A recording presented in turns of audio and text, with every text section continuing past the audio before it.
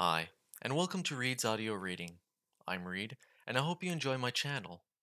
Today, I'll be reading the adventure The Standing Stone, 3rd edition, specifically the scenes 1 till 3. This adventure was written by John D. Radcliffe. Scene 1. The Old Forest Road. Will this forest never end?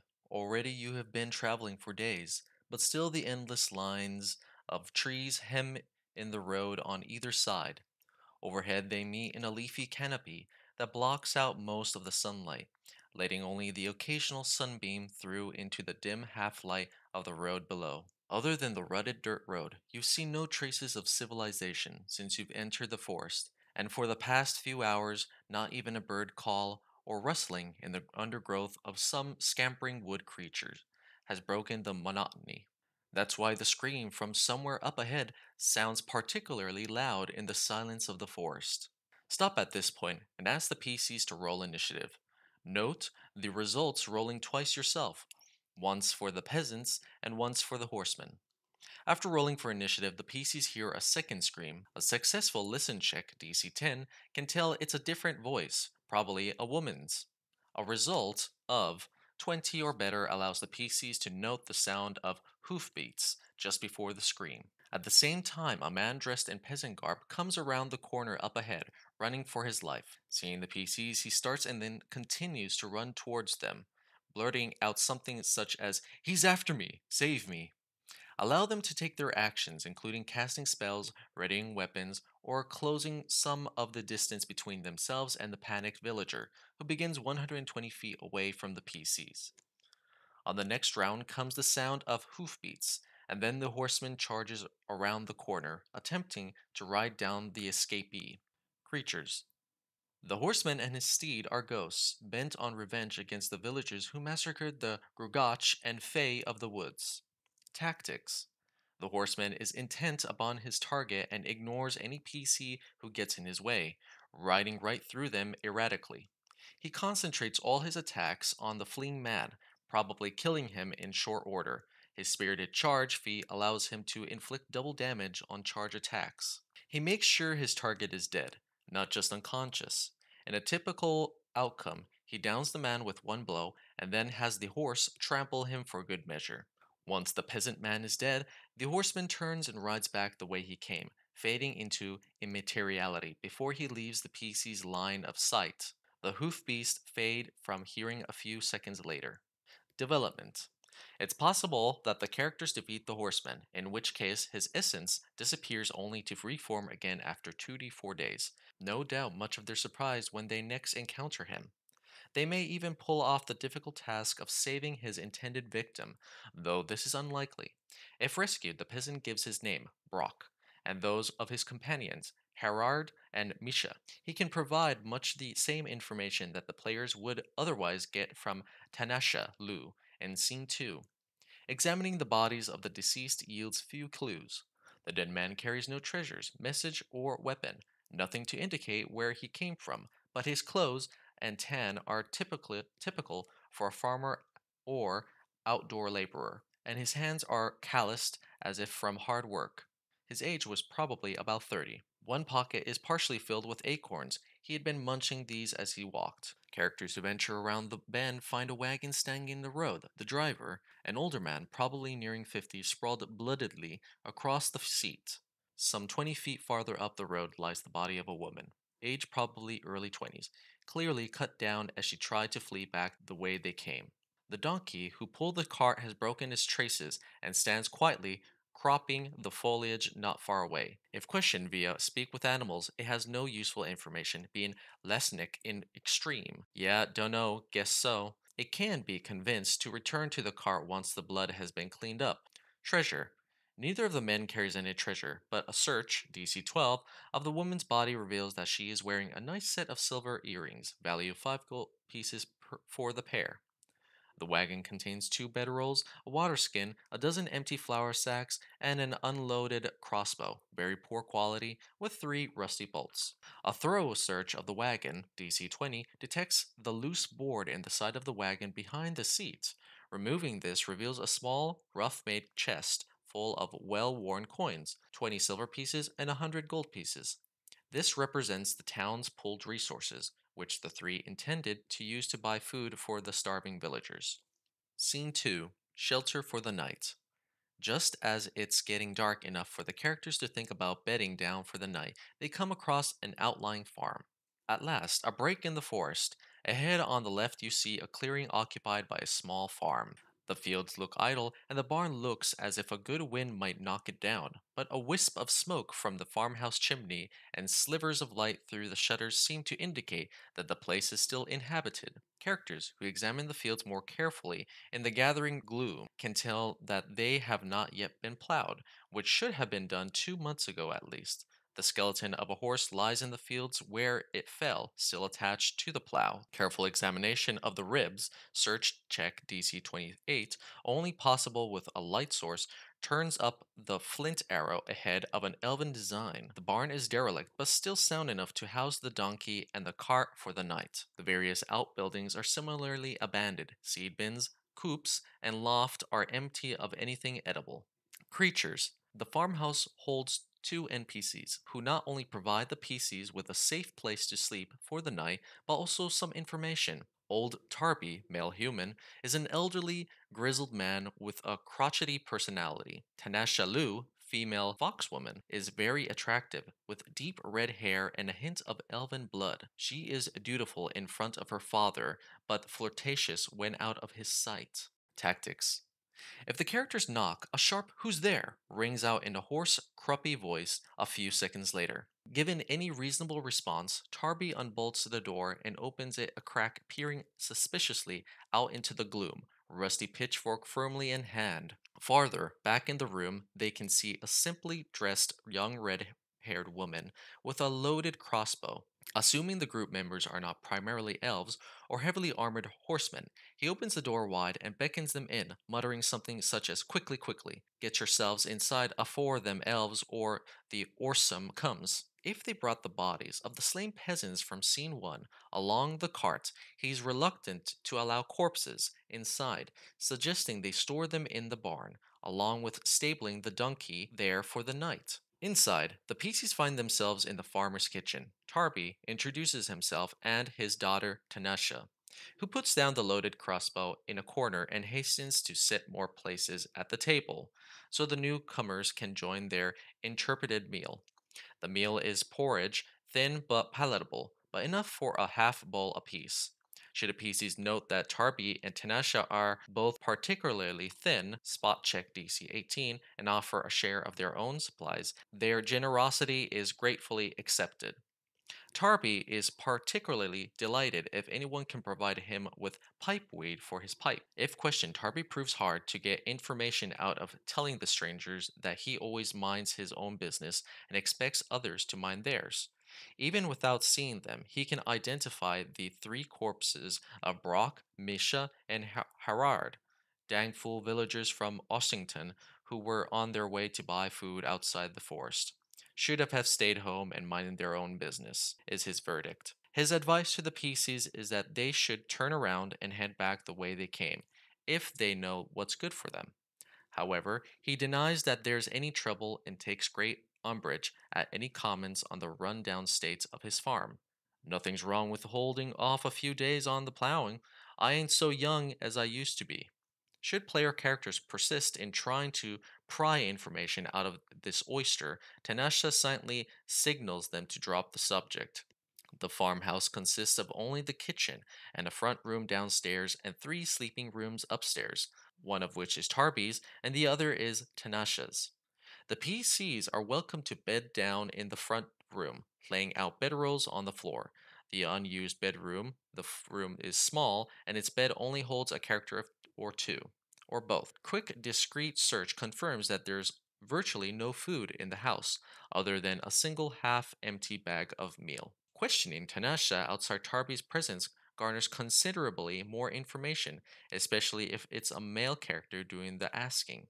She begs for their help on bended knee if necessary, saying that the people of Ossington are starving because attacks by the elves and the horsemen have prevented them from planting their year's crops or hunting in the forests.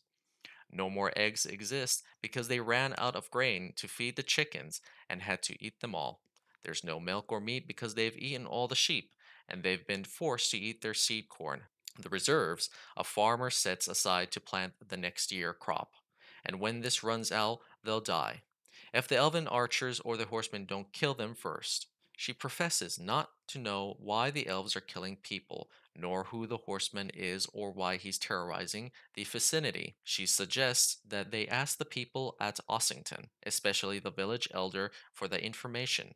Tanasha is very clever and more than a little sly, despite her air of openness.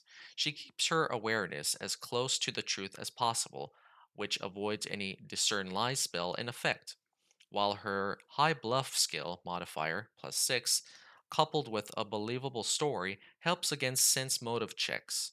For example, the horseman was a stranger and she never learned his name, so she can truthfully claim not to know who he is, even if questioned while under the effects of a charm person spell. As for the elves, all she can add is that the trouble started when a lot of people got killed, and the townspeople blamed the elves. Elder Murdos would know the truth of it. Role playing note: Tarby is in denial and no longer even remembers his family's death. He sees Tanasha as his daughter returned to him beyond hope, makes no distinction in his mind between her and his actual murdered daughter. Being one of the most clever and well adapted of all the fox humans, Tanasha Lu was sent here to see how well Dyson's minions could fit in among humans. She also serves as a lookout who attempts to get any strangers approaching the village favorably disposed to the villagers rather than the horsemen or the elves. She treats the PCs as if they were bringing deliverance. Tanasha is also young, attractive, and flirtatious, with the morals of a fox. As such, she's quite willing to engage in a whirlwind farmer's daughter romance with an attractive stranger given an encouragement from a PC. Scene 3: The Chapel of Nine Gods. The PCs have no encounters during the third day of their travels, although silence of the force becomes increasingly oppressive. Shortly after midday, they reach the outlying chapel, the first of the many methallitic monuments in the Ossington vicinity from which the town takes its name, the place of the standing stones. The chapel stands alone in a field of foot tall weeds and a long grass, the whole surrounded by a low ditch and rough stone wall, just stones piled atop each other in a row, actually. Small depressions dot the turf, filled in cremation pits marking old burials. It is obviously an ancient place, dating from before the days of cathedrals and temples. Even from the road, a listen check DC 10 allows the characters to hear a hoarse voice from within chanting something, which it seems to be repeating over and over with slight variations. On a listening check result of 15 or better, the listener can make out the chanting as a mumbled prayer, but the words are too faint to be distinguished. Description: The chapel itself is a low, wide, circular building made of rough, unmortared stone. It stands about 12 feet high at the apex and has a diameter of 33 feet. The doorway is a stone lintel, a flat arch without an actual door that frames a short passage to the space within. The interior height is only about 6 feet, but the ceiling is very uneven, and tall characters should beware bumping their head on the protrusion. Flickering candles dimly lit the single chamber atop a mound of old wax left behind by generations of candles that preceded it. Nine holy symbols are attached to the walls to form tiny shrines spaced equidistantly apart. A religion check of DC 15 enables a character to identify all nine gods honored in this place. A cleric or paladin can always identify his or her own deity symbol, of course. Counting clockwise from the door, the symbols are a unicorn rampant, Elona, a sunburst, Palor, an eerily beautiful female face, Wias, a stylized eye within a pentagon, Bakab, a horizontal crescent, Farlangth, a leafy face of a green man, Obadhai, a twisted mask, half white, half black, Oli Damara, the image of a rotting skull above a scythe, Nerul, and a hand and an eye, Vecna. These represent the nine neutral deities honored in this place. the gods of woodlands, the sun, death, magic, roads, nature, luck, death again, and secrets, representatively. When the characters arrive, they see a woman in tattered robes moving from shrine to shrine, pausing briefly to bow to each in turn before moving on to the next. A small monkey like creature perches on one shoulder, sometimes mimicking her gestures. As she circles the room, she chants an endless litany, praying for mercy, intercession, and aid from each god or goddess in turn. From the sound of her voice, she's been at it for hours. In fact, it's a daily ritual she follows from sunrise to sunset. Creatures. Henwen, a female human, expresses no surprise at the sight of strangers, instead inviting them to join in her prayers for the good of your soul. If questioned, she provides little useful information, her name confirming that they're now on the outskirts of Ossington, etc. She's reluctant to name the gods associated with each symbol, preferring to use a title instead. The Lord of Secrets, Our Lady of Death, etc. She continually turns the conversation back to the state of the PC's souls, asking, "Are you prepared for death? Have you made your peace with the gods before coming to this forsaken place?" If asked about the creature, Henway says it's her pet, a hobie, one of many such creatures who live in the surrounding forests. For its part, the hobie nuzzles Henwin lovingly but stares suspiciously at the strangers, perhaps cautiously reaching a paw out to take any treat they may offer. But if they try to touch or stroke it, the creature scrambles away in the alarm, chattering "Hobie, hobie," and leaping up to crouch on a high ledge near the ceiling. Hobies.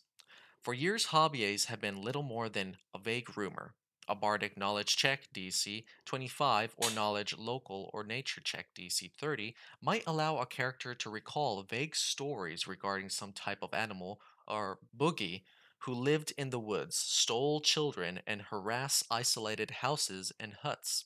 A result of 30 or better on a bardic knowledge check allows a bard to recall an old tale of a faithful dog who barked to warn his masters each time the hobby came lurking, only to be punished for waking them. After the dog was finally silenced, the hobby came, killed the adults, and carried the children away to some grim, unknown fate. A much less sinister variant of the tale also exists, in which the hobby rescues an abused child from unloving guardians and carry her off to live in the woods with them forever. The Fae avoid the Hobies and vice versa. The elves have troubles enough without taking on a band of minor demons to boot, and the Hobies dislike the taste of Grugach, although they're very fond of Pixie when they can get it. Skirmishers retreat immediately whenever making contact with even a single Hobie, knowing from bitter experience that where there's one, there will soon be more. Role playing notes. Henwin is far from sane. Once a simple druid, the dark path she has chosen to follow, studying demonic flora and fauna rather than those of natural world, has corroded her grasp on reality. She rarely looks directly at people she's speaking to, instead, gazing intently past them at something only she can see. The awe and terror and devotion she feels towards all the neutral deities honored in this place shape her worship into obsessive compulsive behavior. Repeating gestures, phrases, and alike. No one god must feel honored above the rest, lest disaster threaten. Despite her obsessions, she is a willing partner with Dyson in this scheme, indeed, the key player in it. Thanks to her access to druid spells and growing devotion to demonic powers, she is also quite capable of defending herself if attacked, should she choose. To the player characters, however, Henwin is likely to come across as a poor soul, unhinged by the crisis. Likewise, her pet seems at first merely a curious and rather cute animal. Only later, as they delve deeper into the village's secrets, should they realize how dangerous the chapel's denizens are. Development. Henwin is usually absent from sunset to sunrise, so characters who wish may return to explore the chapel in more detail. There's nothing of interest in the place beyond what's described above, all of which they could discover during their first visit. But any nighttime visit carries additional peril. Henwin has conjured up several shadows using her undying staff, that rise silently from the grass covered cremation pits and bar the escape of any intruder. The shadows only attack after someone has entered the chapel itself, so characters can poke around the grounds and outside of the building without a problem. The shadows rarely venture beyond the stone wall surrounding the graveyard, but this is a symbolic barrier for them rather than a prohibition. They can certainly attack anyone targeting them with weapons, spells, or magical effects, and the DM can decide whether they break off hot pursuit of someone fleeing the area who crosses the stone wall. They can enter and exit the chapel at will, so long as the sun is not in the sky. Artificial or magical light does not deter them at all. Creatures. Eight shadows hunt the cemetery. Initially, only 1d4 plus 1 from them rise, but every second round after the first, one additional shadow rises from the grassy depressions until all eight have joined the combat. Since the cremation pits dot the entire circle of ground, player characters will not necessarily see each new shadow until it moves to attack, though they will detect a faint charred smell just before the attack. Since eight shadows are more than Henwin can control, she stays away from the cemetery at night. If asked about the shadows by characters who encountered them and survived, Henwin or any of Dyson's group say they must be vengeful spirits of the dead, stirred to unlife by the horsemen. Player characters may accept this explanation, though more willingly, as they have no reason to associate Henwin, whom they know only as a low level druid, with any kind of control over the undead. Thank you for listening to this audio reading of the Standing Stones 3rd Editions, scenes 1 to 3. I hope you enjoyed and have a great day. Best regards, Reed.